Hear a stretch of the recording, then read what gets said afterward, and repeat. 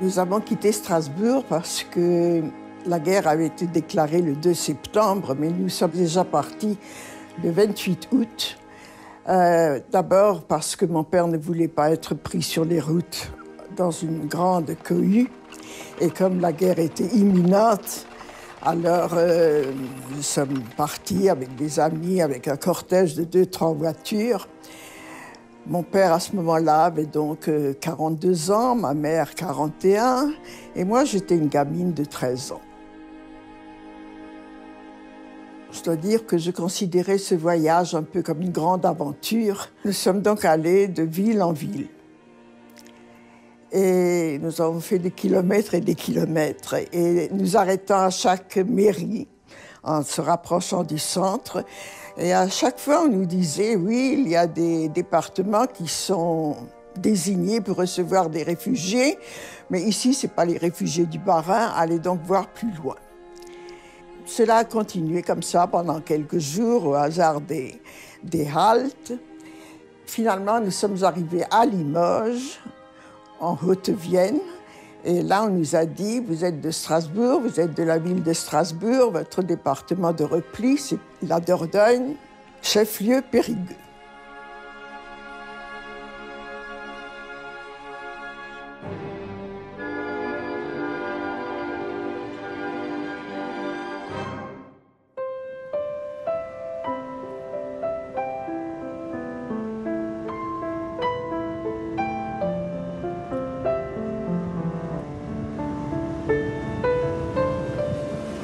Nous allons maintenant à Périgueux retrouver des vieux souvenirs. Une période. Toute ma vie pendant l'occupation. Comment tu te sens? Un peu ému. Ouais. Un peu ému. Eh bien, nous allons... Souvenirs afflux que j'avais repoussés. Nous allons nous émouvoir avec toi.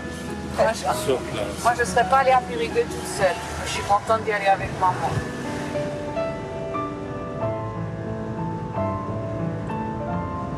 Voilà, je veux dire que dans ce pays, j'ai passé des années importantes de la vie. J'avais 13 ans quand je suis venue et 20 ans quand je suis partie. C'est une partie de ma jeunesse pas très joyeuse.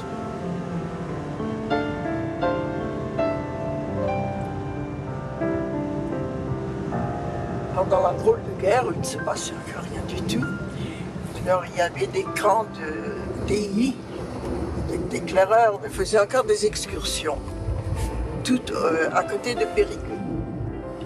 Alors, jusqu'au 10 mai 40, la drôle de guerre s'est terminée.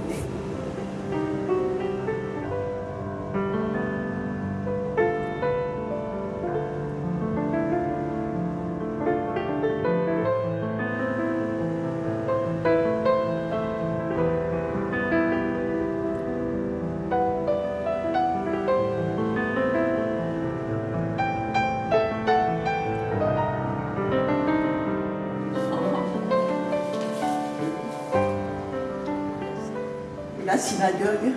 La synagogue se trouve derrière la préfecture. Oui, c'est bien ce que je pensais. Plus de 60 ans, pendant la guerre. La guerre 14. On était... Mais non, pas la guerre. J'étais partie. 70. Nous étions réfugiés ici à Périgueux. D'accord.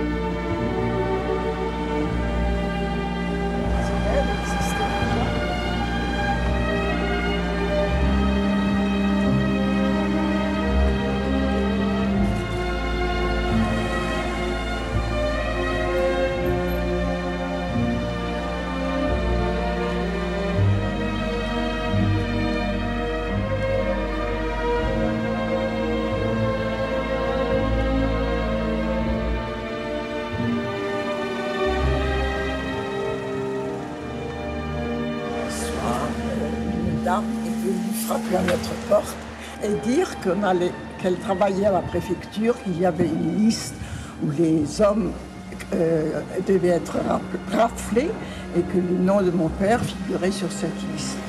Elle a dit, je viens vous prévenir que M. Lubin part immédiatement. Alors mon père a beaucoup hésité. Et après, il ne voulait pas. Il n'y avait pas encore l'habitude. Il disait, mais je n'ai rien fait, je n'ai pas de casier judiciaire, j'ai toujours payé mes impôts, je suis en ordre, je ne vois pas pourquoi la police viendrait me chercher. Et pourtant, finalement, on a décidé, Madame Gendreau, qui était une veuve d'origine juive, elle a caché mon père pendant plusieurs semaines, là-haut. Là-haut. Et alors, ils sont venus? Et effectivement, à 3 h du matin, la police française est venue. Ils cherchaient mon père. On a dit, on ne sait pas où il est. Enfin, ils nous ont interrogés, ils ont fouillé la maison. Et ils sont partis à 6 h du matin en disant qu'ils reviendraient le lendemain. Et parce qu'à ce moment-là, on ne cherchait que des hommes. Et bien voilà, ils ne sont pas revenus le lendemain d'ailleurs non plus.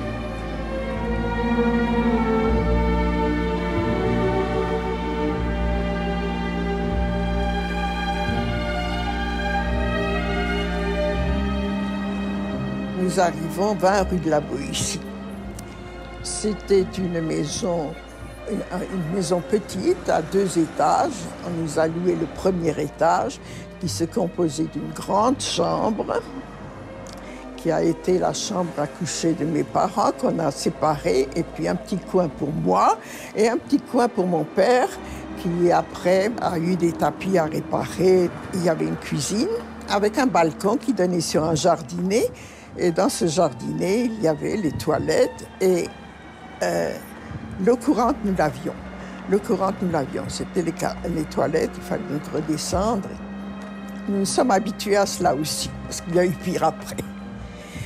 Et presque en face de nous, il y avait une très belle maison où habitait la famille du docteur Colombet. Le docteur Colombet, peu à peu, s'était lié avec mon père qui s'occupait de ses tapis, qui lui en a vendu, je crois même, parce que dans notre exode de Strasbourg à Périgueux, le plus important avait été d'emporter quelques tapis, tout ce que nous pouvions emporter, parce que cela servirait de pièce d'échange pendant la guerre. Et ce docteur Colombet s'était vraiment lié d'amitié avec mon père. Et lorsque la situation est devenue très difficile, à partir de 1943, mon père est allé chez lui et lui a confié toute sa fortune. Monsieur Colombet est allé avec mon père dans le jardin, a enterré ce coffret, a dit à mon père, voilà, maintenant vous savez où sont les biens que vous m'avez confiés. Et s'il m'arrive quelque chose et que vous soyez vous sauvés, vous saurez où c'est. Et effectivement, après la libération, quelques jours après, le docteur Colombet est venu chez nous et avec ce coffret et a dit à mon père, je suis très heureux de vous rendre votre bien. Vous imaginez qu'on a été heureux d'abord de le recevoir et d'abord de voir qu'il y avait quand même des gens sympathique. Mon père, à Strasbourg, on avait un magasin de tapis d'Orient. À l'époque, c'était très coté. Et il avait aussi appris à Vienne, dans un grand magasin de tapis, la réparation des tapis d'Orient. Et surtout, parce que c'est toute une science de connaître l'origine des tapis et comment on les fabrique, etc. C'était le métier de mon père. Tapis Liban était la marque de fabrique. Et ma mère disait toujours, on a mangé les tapis. C'est-à-dire qu'on a vendu les tapis et avec l'argent, on pouvait vivre. Mais comme il savait bien réparer, il savait réparer les tapis, il savait donner une nouvelle jeunesse à des tapis usés, il a repéré en Périgueux des gens, des notaires, des médecins, des avocats, des professions libérales qui étaient censées être bien logées et qui avaient des tapis. Et peu à peu, il s'est fait comme ça une petite clientèle. De même, à Limoges, chez un antiquaire qu'il a pris en amitié et qui lui a indiqué aussi beaucoup d'autres clients. Et entre autres, je dois raconter un fait anecdotique, d'ailleurs très amusant. Le maréchal Pétain avait annoncé une visite à Limoges. Et il devait être reçu à la préfecture et sur le balcon de la préfecture, il devait s'adresser à la foule. Le balcon de la préfecture devait être revêtu d'une grande tapisserie d'Aubusson. Et cette tapisserie d'Aubusson était en très mauvais état. Et cet antiquaire, qui a été chargé de trouver quelqu'un pour remettre à neuf a donné ce tapis d'Aubusson à réparer à mon père, si bien que le maréchal Pétain a fait son allocution sur du travail opéré par un juif. Mais question ravitaillement, nous avons été à Périgueux même assez gâtés, parce que ma mère était un as pour trouver des combines, entre guillemets. Par exemple, il y avait des tickets de ravitaillement que les commerçants, épiciers, bouchers devaient coller à la fin du mois sur des feuilles pour obtenir le ravitaillement. Et ma mère collait les timbres sur les feuilles pour l'épicier du coin. Et en revanche, elle bénéficiait de certains privilèges matériels. Le lycée où j'ai fait mes études de lycéenne se trouvait donc à quelques pas de la rue de la Boétie, sur la route de Paris qui montait, on appelait ça le lycée du Haut de la Côte. C'était un lycée de jeunes filles.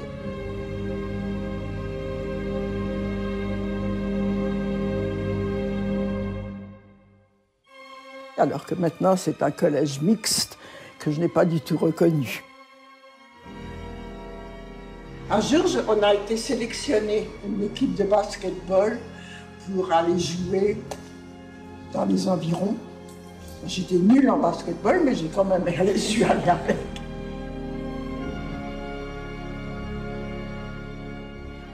J'avais une amie non juive avec laquelle souvent je travaillais ensemble, préparais les examens. Un jour, j'étais chez elle. Elle habitait tout au fond du lycée, tout en haut de la côte.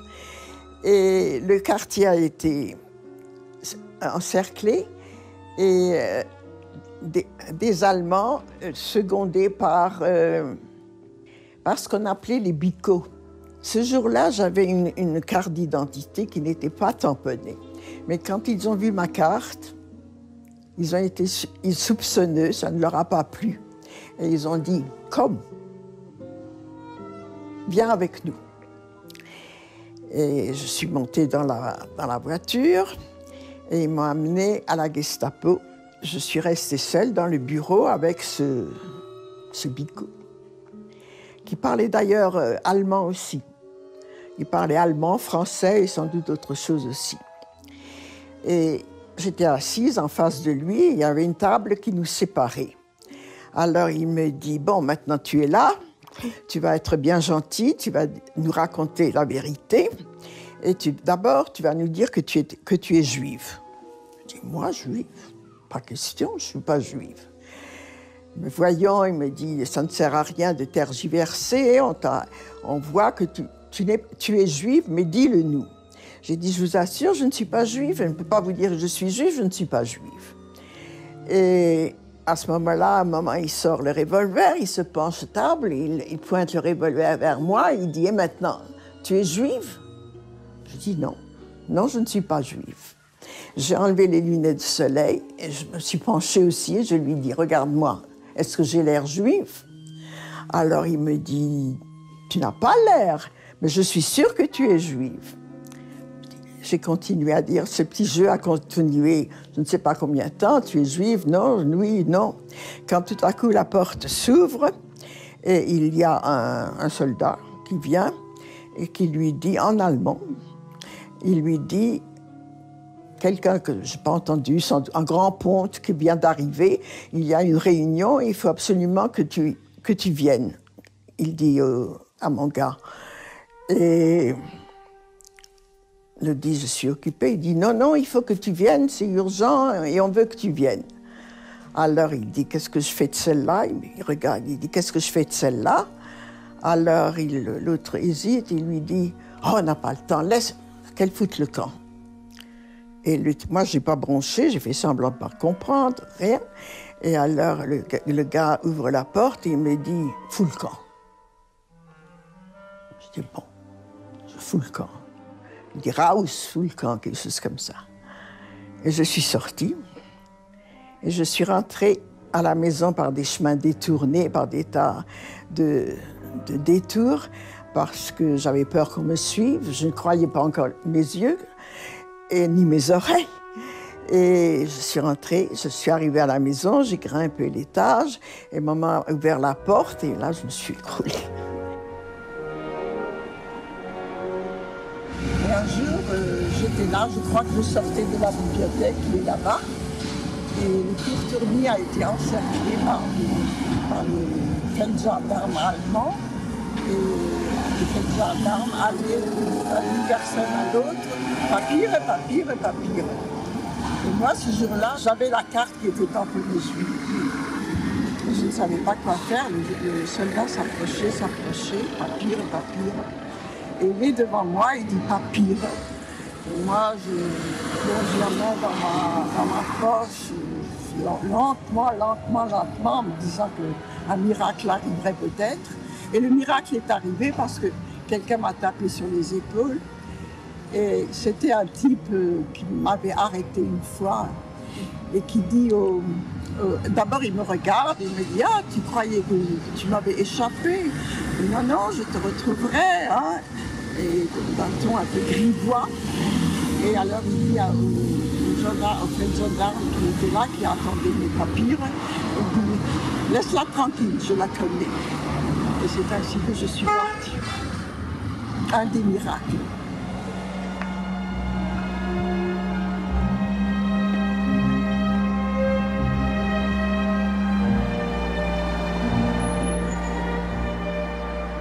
Je vois que c'est le musée d'art et d'archéologie du Périgord, que je ne connaissais pas.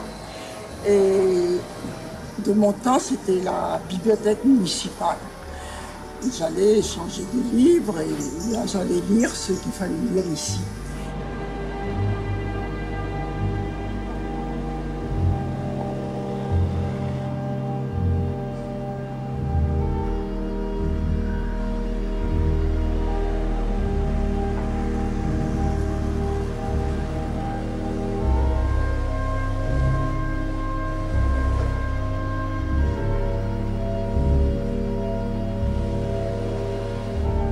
Nous sommes arrivés à Périgueux, venant de Strasbourg, et on savait qu'on devait être repliés à Périgueux et que c'est ici que nous devions trouver un logement. Et on s'est arrêté ici, dans l'intention de demander à quelqu'un. Or, il y avait ici un magasin, Fourrure Kaplan. Alors, Kaplan, ça c'est un de l'autre, on va y aller. Et c'était la sœur de Madame Elbaum. Et effectivement, elle nous a reçus très bien. En juin 1943, j'ai passé le bac. Il faut dire qu'entre-temps, j'avais fait connaissance d'un Strasbourgeois, Théo Dreyfus, qui est devenu vraiment un grand copain, duquel j'ai beaucoup appris. Il était un juif pratiquant. Léon Lichtenberg, qui lui était un périgourdin, qui habitait à Périgueux. On a formé un petit groupe où on étudiait, on préparait le bac ensemble. Et on a passé le bac le même jour, avec les mêmes professeurs d'ailleurs, l'un suivant l'autre. Et le jour des résultats, Léon Lichtenberg est venu, il a crié, il était dans la rue, j'ai ouvert la fenêtre et il a crié, on l'a eu. C'était un rayon de soleil dans cette période qui n'était pas très rose.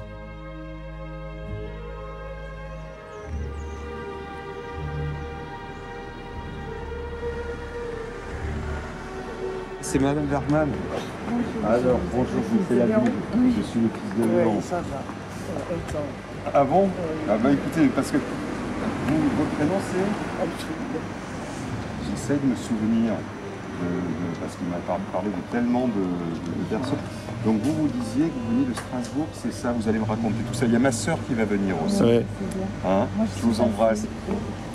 Et alors, donc en fait, Bonjour. alors elle habite à Labo ici. Ils ont, pas c'est vrai. quoi Annie? Ils ont fait leurs études avec papa ensemble de droit. Mais c'est Bac ensemble. Et c'est pas, elle m'a raconté comme elle dit, on a le bac, on a le bac. Ils étaient en classe ensemble. Génial. C'est extraordinaire. Voilà, je le vois encore. Oui, donc c'est pas lié à la guerre, c'est Vous êtes John. Ouais. Alors ils étaient en classe ensemble. Ils étaient en classe ensemble. Et ce qui est curieux, c'est qu'elle habitait à Labo ici, avant que nous on y habite.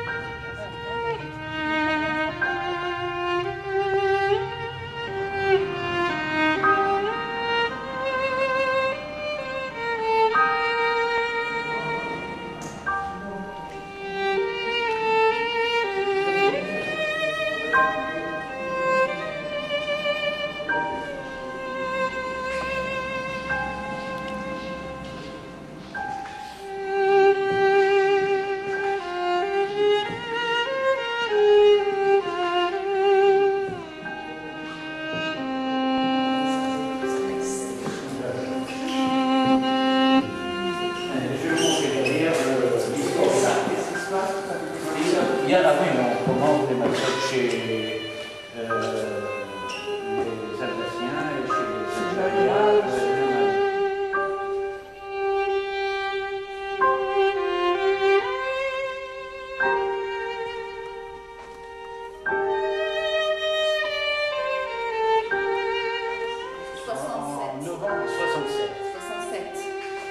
Novembre 67, 1967, et c'est M. Rolf Hamel.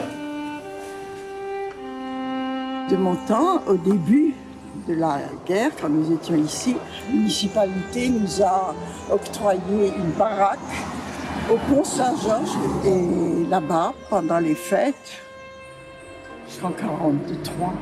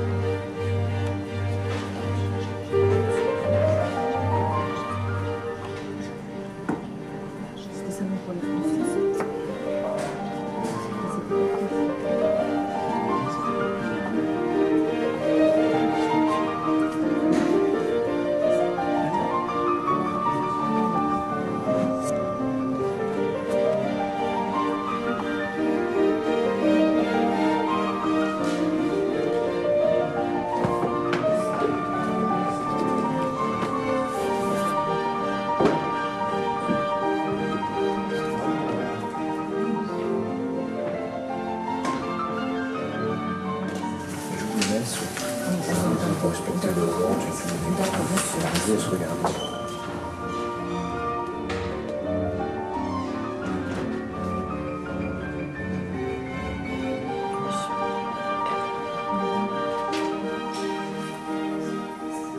Liban.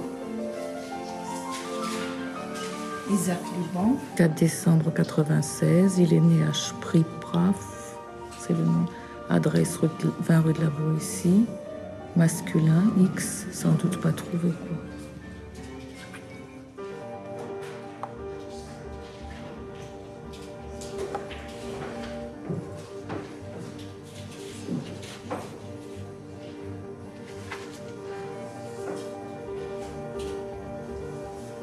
Schönberg, Martin.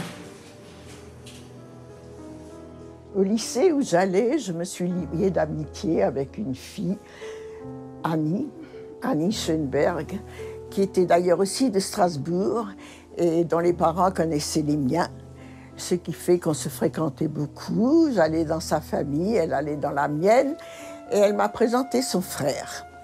Son frère, c'était Martin, un garçon de 25 ans qui avait déjà terminé ses études de droit à la faculté de Strasbourg. Et j'avais à l'époque 17 ans. Et il a été d'emblée très, très gentil avec moi. Et moi, j'étais fascinée, sidérée qu'un garçon de cet âge fasse attention à moi. Je me considérais comme une gamine. Et nous nous sommes beaucoup vus, évidemment, avec sa sœur, avec les copains, quelquefois tout seul aussi. Il venait souvent chez mes parents, d'ailleurs. Et je me souviens d'un jour, nous avons fait une excursion avec Annie et des amis. Et à un moment donné, nous nous sommes trouvés seuls. Et à ce moment-là, il m'a dit qu'il était très attiré par moi.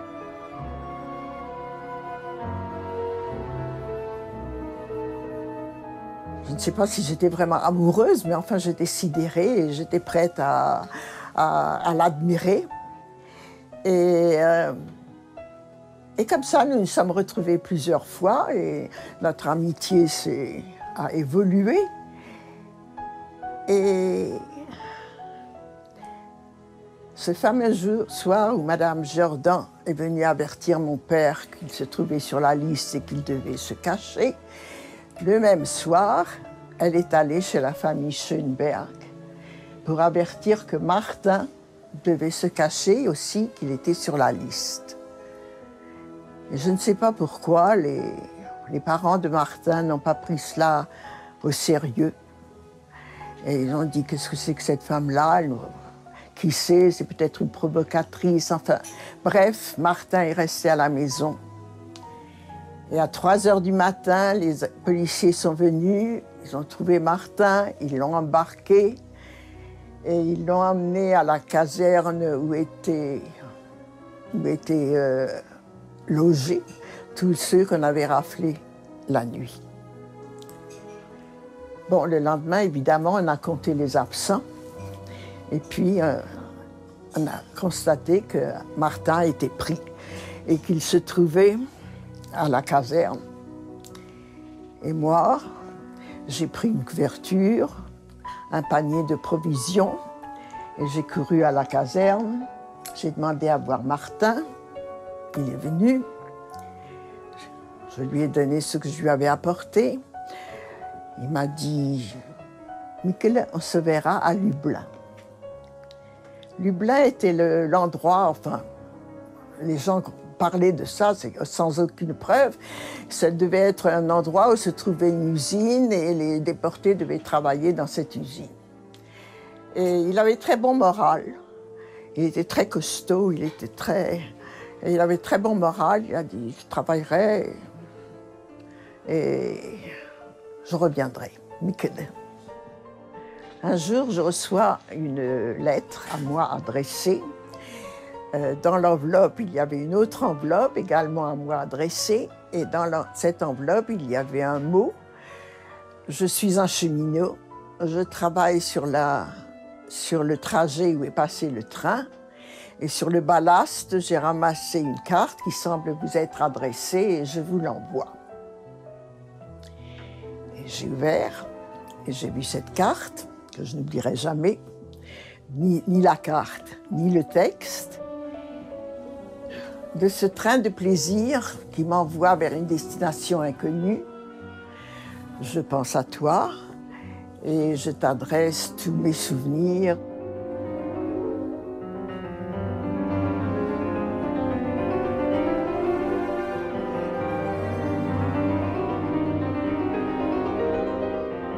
Martin a été déporté à Auschwitz et n'est jamais revenu.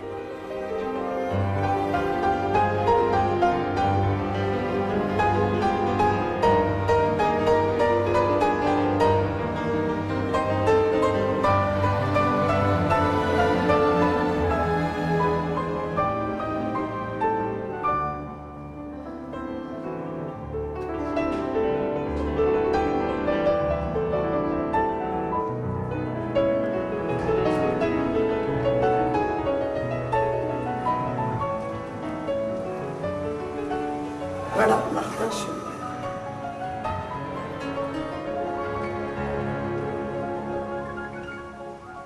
Donc, après le Bachot, ma directrice, qui habitait juste en face de nous, venue chez mes parents et a dit « Elfriede ne peut pas rester, c'est très dangereux, il faut qu'elle se cache et je vais essayer de lui trouver quelque chose. » En attendant, elle m'a offert une place de surveillante, de pionne, au lycée, où je suis restée quelques mois en logeant au dortoir, etc. Mais que tout le monde me connaissait, mais enfin, au moins, je n'étais pas à la maison.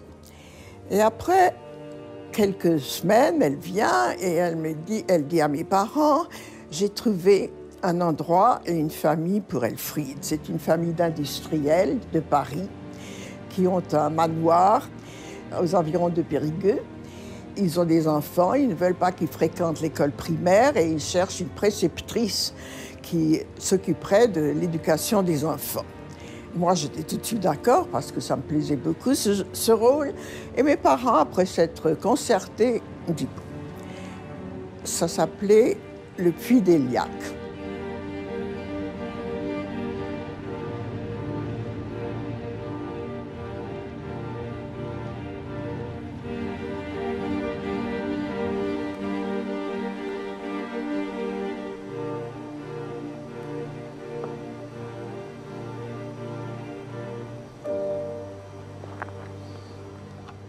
J'étais réfugiée à Périgueux, venant de Strasbourg. D'accord. J'étais de Strasbourg et Oui. Strasbourg a été évacuée. Oui, tout à fait. Et nous étions à Périgueux.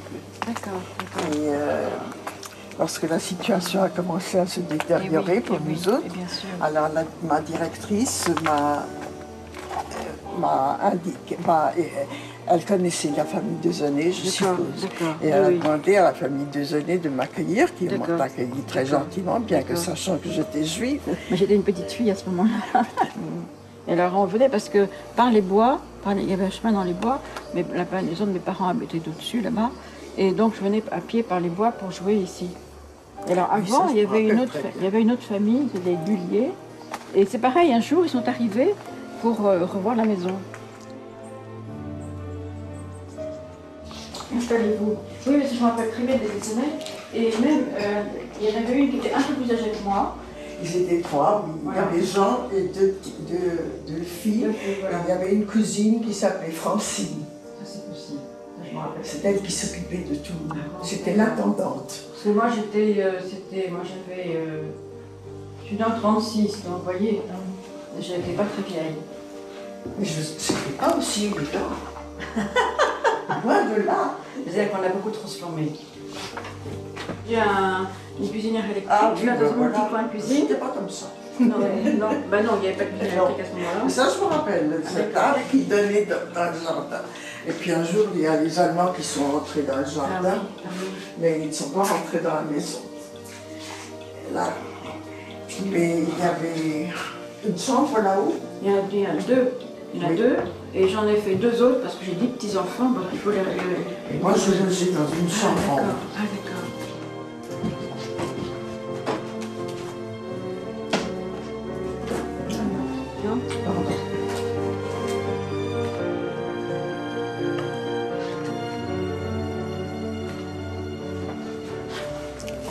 Et en bas, il y avait encore d'autres pièces. Ah si, il y a notre pièce, pardon.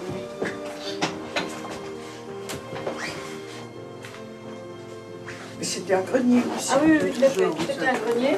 Jusqu'aux deux chambres, tout était grenier comme ça. Et puis, moi, il fallait que je laisse mes petits enfants. Donc, j'ai fait tous ces aménagements.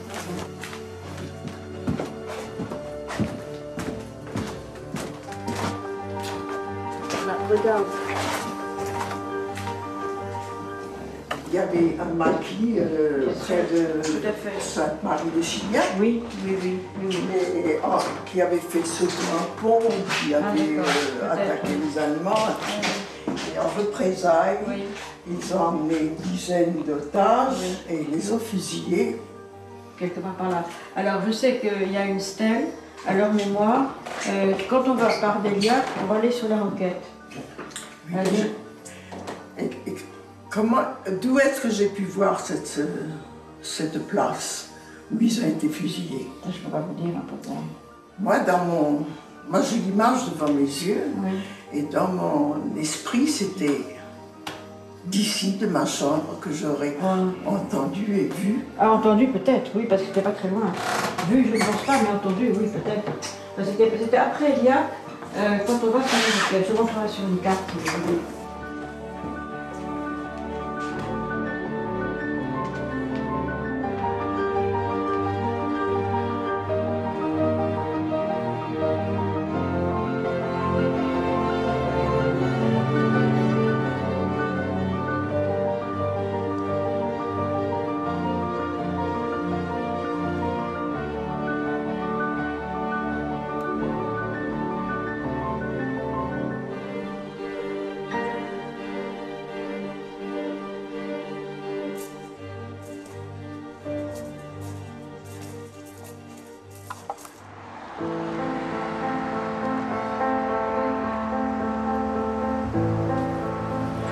C'était pas Eliac alors.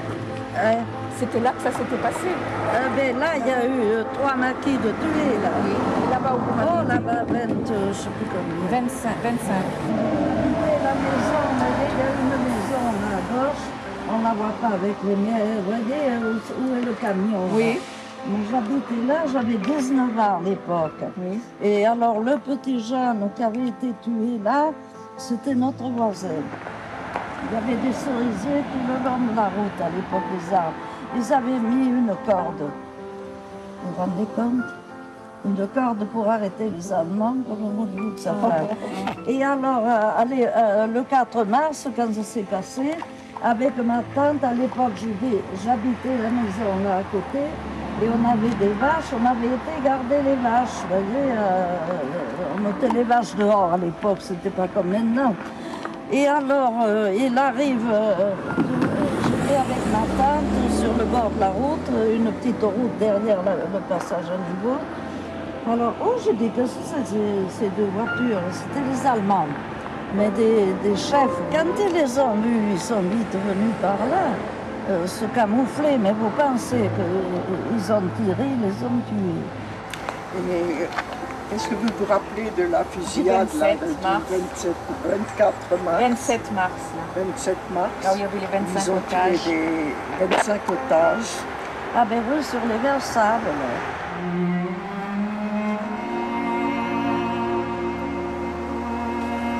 Alors, donc en mars 1944, il y a eu beaucoup de choses dans la région et j'ai entendu parler de cette action. Je sais qu'il y avait 25, m'a-t-on dit, à l'époque, des Juifs et des autres.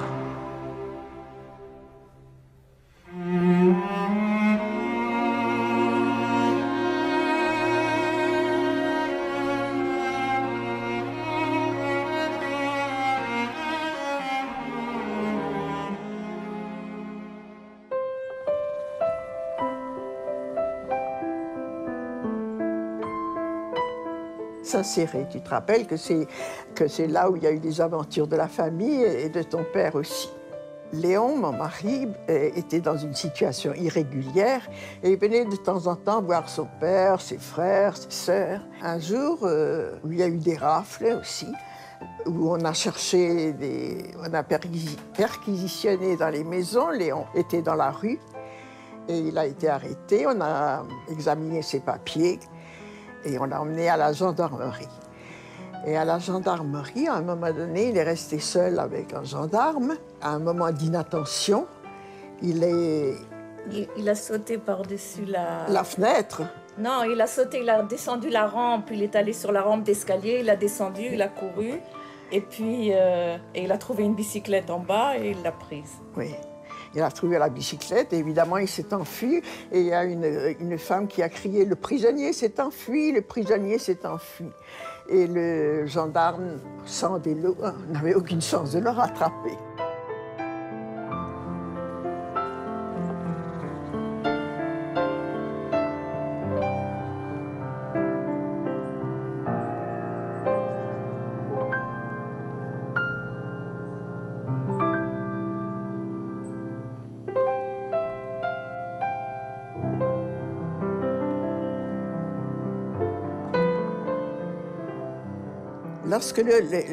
Lorsque l'édit a été promulgué qui obligeait les Juifs à faire tamponner leur carte d'identité avec la mention juive, j'approchais des 15 ans à l'époque, en 40.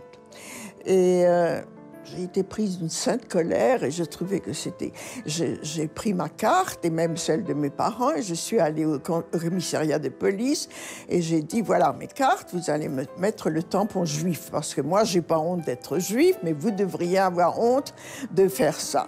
Il m'a regardé d'un air interloqué, il a essayé de m'interrompre et il m'a dit « Mais mademoiselle, vous êtes bien pressée, vous avez encore le temps, et puis vous avez le temps encore jusqu'à telle et telle date. » Non, je lui ai dit « Non, vous voyez, vous avez honte, vous allez me faire ça. » Et j'ai fait une scène idiote, évidemment, et le type, en fin de compte, m'a apposé le tampon juif. J'ai rencontré cet employé de mairie après la Libération. Et après, je me suis fait connaître. Il m'a dit, je me souviens très bien de vous, vous étiez hystérique. J'ai essayé de vous faire comprendre que vous aviez encore le temps, c'est-à-dire que peut-être vous n'allez pas devoir faire tamponner. Il n'y avait rien à faire. Mais je suis heureuse de vous revoir après. J'ai fait 2 rencontres avec ma mère. Donc la première, j'en ai parlé de ce policier qui n'a pas voulu que je tamponne ma carte et qui m'a retrouvée après. Et un autre, avec un brassard de FFI, donc ils faisaient tous les 2 partie de la résistance, qui a dit à ma mère, je suis bien content de vous retrouver. Là, je vous dis pourquoi il était content de me retrouver. Ma mère faisait des courses et cherchait à se ravitailler le mieux possible. Et elle a été aussi prise dans un coin de Périgueux où on avait raflé. Et elle a senti un monsieur qui la prenait, un policier qui la prenait par le bras et qui lui a dit « Venez avec moi ». Et il a amené ma mère au commissariat. C'était aux environs de midi, il n'y avait personne sauf un policier. Et il a dit d'un ton très sévère au policier « Cette femme doit rester ici jusqu'à ce que je revienne. Et fais bien attention qu'elle ne se sauve pas. » Et effectivement, après quelque temps, ce policier est venu la chercher et l'a ramenée à la maison. Il l'a sauvée. Il l'a sauvée. Pendant ce temps, ma mère avait très peur. Elle ne savait pas ce qui lui arrivait. Et il l'a sauvée ainsi. Et c'est ce policier qu'on a rencontré après, dans une de ces journées, et qui a dit à ma mère, « Je suis content de vous retrouver. » Ma mère a dit, « Moi, je suis content de vous avoir trouvé. » C'était une période de grande liesse. Les gens étaient dans la rue, il y avait de la musique, il y avait toutes sortes de fêtes.